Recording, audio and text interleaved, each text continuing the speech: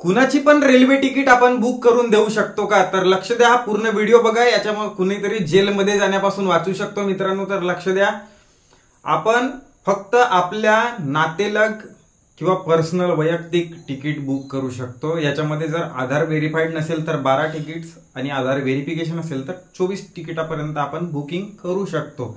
पण जर आपण कुणाच्याही तिकीट्स बुक करून देणे, याच्या तिकीट्स त्याच्या तिकीट्स आपल्या आयडी वरून आपण त्याच्याकडून 5-50 रुपये जर कोणी घेत असेल की 100 रुपये 5-50 रुपये एक्स्ट्रा घेऊन त्याची तिकीट्स बुक करून घेत असेल तर हा इलिगली आहे totally, according to section 143 railway act.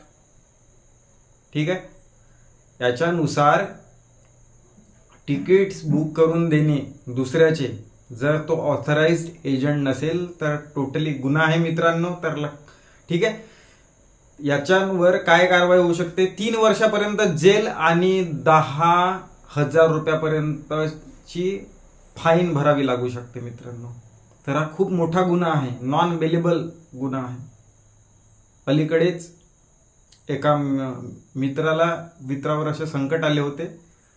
ठीक आहे, तर अशा गोष्टी घडू नये याच्यासाठीच कुणाचीही तिकीट बुक करून देताना कसं आयडी बनवणे, भाऊ माझा पार्ट टाइम बिझनेस होते म्हणून जर तुम्ही करत असाल तर तुमच्यावर जर सापडले तर भाऊ पक्केच लंबे जाणारा बहुत भयानक जेल, सेंट्रल गव्हर्नमेंटची केस लागते.